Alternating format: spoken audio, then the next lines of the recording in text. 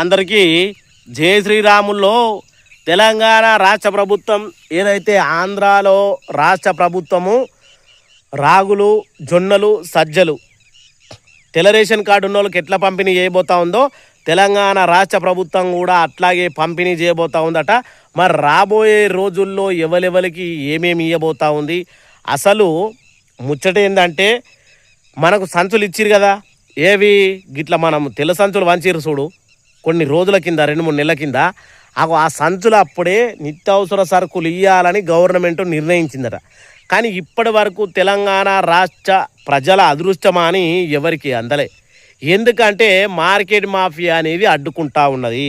మరి మార్కెట్ మాఫియాలు ఎవరున్నారు మీకే తెలవాలి. ఎందుకంటే మార్కెట్ మాఫియా కనుక కూలిపోయిందనుకో పేద బడుగు బలహీన వర్గాలకు న్యాయం జరుగుతుంది, 3 పూటల అన్నం దొరుకుతుంది. ఎందుకంటే మనకు తక్కువ ధరలోనే గోధుమ పిండి వస్తుంది, ఊకుంటామా కొనుక్కుంటాం. తక్కువ ధరలోనే బియ్యం వస్తాయి, తక్కువ ధరలో నూనె వస్తుంది. అప్పుడు గరిబోడు ఉండడు. కానీ ఏందయ్యా, మనకు నిత్యావసర సరుకులు ఇస్తే కడుపు నిండా అన్నం తింటాం. మరి దానికి ఏం జరుగుతూ ఉంది అనే విషయాన్ని అందరికీ తెలుసుకోవాలని ఉంటుంది కదా. ఆ గుటగుట పోవాలంటే ఈ వీడియో లాస్ట్ వరకు చూసి మీ అభిప్రాయాన్ని కామెంట్ చేయాలని కోరుకుంటా ఉన్నా. లాస్ట్లో మళ్ళీ కలుసుకుందాం. రేషన్ కార్డు ద్వారా బియ్యం మాత్రమే కాకుండా చక్కెర గోధుమలు అందుతున్నాయి. తెలంగాణ ప్రజలకు బియ్యం మాత్రమే కాకుండా చక్కెర గోధుమలు కూడా ఉన్నాయట. నిజమైతే మీరు కామెంట్ చేయరు. 33 జిల్లాల ప్రజలు చూస్తూ ఉన్నారు. అన్ని గ్రూపులలో ఈ వీడియో షేర్ చేయండి. ఎందుకయ్యా ఉత్తుత్త మాటలు. అట్లనే ప్రజలైతే అవే కాకుండా మంచి నూనె, పప్పు, చింతపండు, ఉప్పు వంటి నిత్యావసర వస్తువులు కావాలని ఇలాగే రేషన్ షాపుల ద్వారా అందించాలని కోరుకుంటా ఉన్నారు.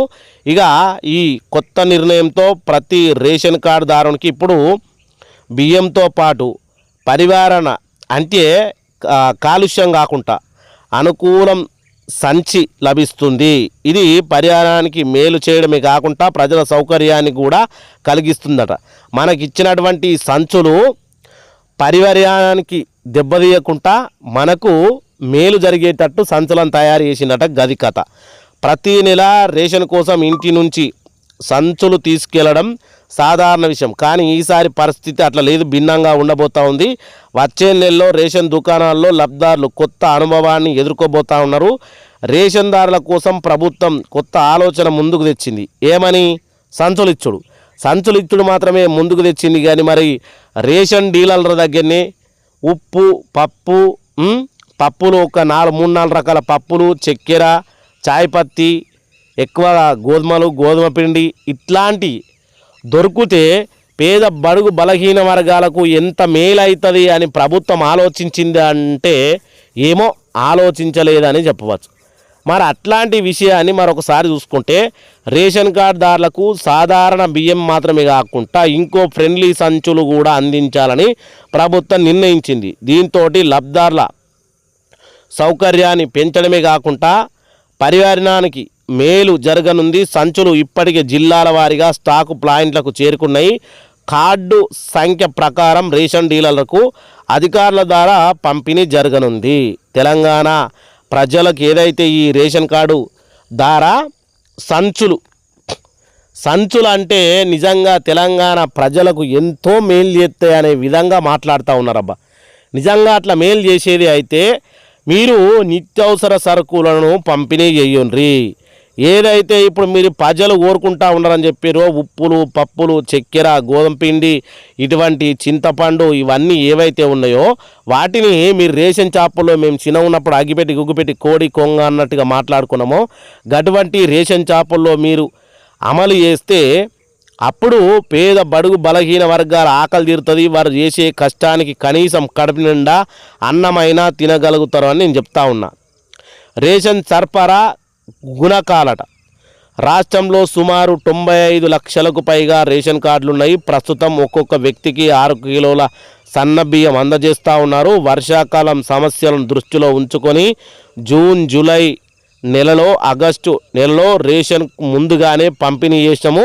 అది గొప్ప పని చేసినారు. మీరు గొప్ప పని చేసినారు. కానీ ఇప్పుడు తెలంగాణ రాష్ట్ర వ్యాప్తంగా ఉన్న సమస్య ఏంటి అంటే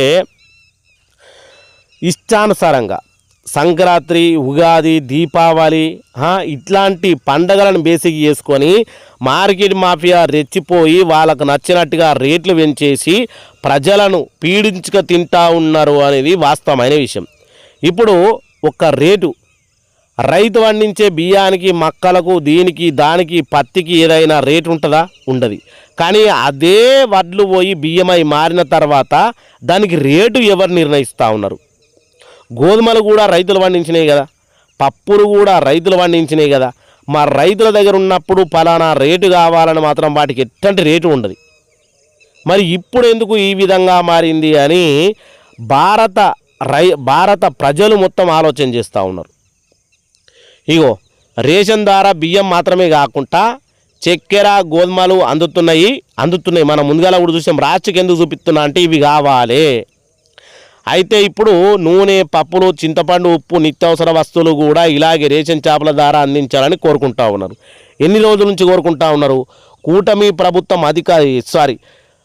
రేవంత్ రెడ్డి ప్రభుత్వం అధికారంలోకి వచ్చే నుంచి కోరుకుంటా ఉన్నారు. జరిగిందా? మరి నిజంగా మనకు న్యాయం జరిగిందా? ఇప్పటికీ ఇది అమల్లోకి వచ్చిందా? ఎందుకు దీన్ని చేయలేకపోతా ఉన్నారంటే ఏదైతే బ్లాక్ మార్కెట్ ఉందో అది పడిపోతుంది. పడిపోయిన తర్వాత ప్రభుత్వానికి ఏదైతే ఇన్కమ్ ట్యాక్స్ రూపంలో 15% ఉందో అది ప్రభుత్వానికి రాదు. రాకపోయినా సరే ఉచితాలు ఎవరికి అవసరం లేదు. కనీసం కడపైనా నిండుతుంది కదా పేద బడుగు బలహీన వర్గాలది. అది ప్రతి భారతదేశంలో ఉన్నటువంటి ప్రతి పేద కుటుంబం తెల్ల రేషన్ కార్డు ఉన్నోళ్ళు కోరుకుంటా ఉన్నా ముచ్చట. ఇది మీ దాకా చేరాలని కోరుకుంటా ఉన్నా. అందరికీ మరి మీరే చేర్చారా? నిత్యావసర సరుకుల మీద, వాళ్ళు ఇచ్చే సంచుల మీద తెలంగాణ ప్రభుత్వం ఎంత ప్రేమ ఆప్యాయతతోటి తెలంగాణ ప్రజలకు చెప్తా ఉందో ఒకసారి మీరు ఆలోచన చేయాలి.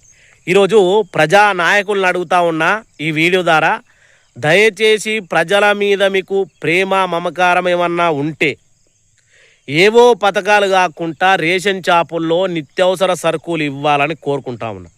ఇది నేను ఒక్కనే కోరుకుంటా ఉన్నానా అంటే కాదు, తెలంగాణలో ఉన్నటువంటి 4 కోట్ల పైచిలుకు ప్రజలు కోరుకుంటా ఉన్నాం ముచ్చట.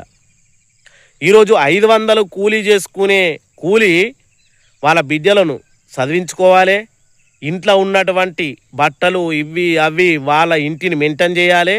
మళ్ళా తర్వాత తినుబండారాలు ఏవైతే వంట వస్తువులు ఉన్నాయో వాటిని కొనేందుకు మాత్రమే ఆయన జీవితం సరిపోతుంది. రూపాయి కూడా సంపాదించుకుంటలే. ఇంకా ఏదైనా పెద్ద ఆరోగ్య సమస్య వచ్చినప్పుడు అప్పుల పాలైపోతూ ఉన్నాడు. కాబట్టి ప్రభుత్వం 3 పూటల అన్నానికైనా తెలంగాణ ప్రజలు నోసుకోవాలి. త్వరలోనే నిత్యావసర సరుకులను రేషన్ షాపులో తేవాలని కోరుకుంటూ అందరికీ జై శ్రీరామ్, జై హింద్. ఈ వీడియోను షేర్ చేసిన వాళ్ళు మనస్తత్వం, మంచితనం ఉంటే షేర్ చేయాలని కోరుకుంటా ఉన్నా.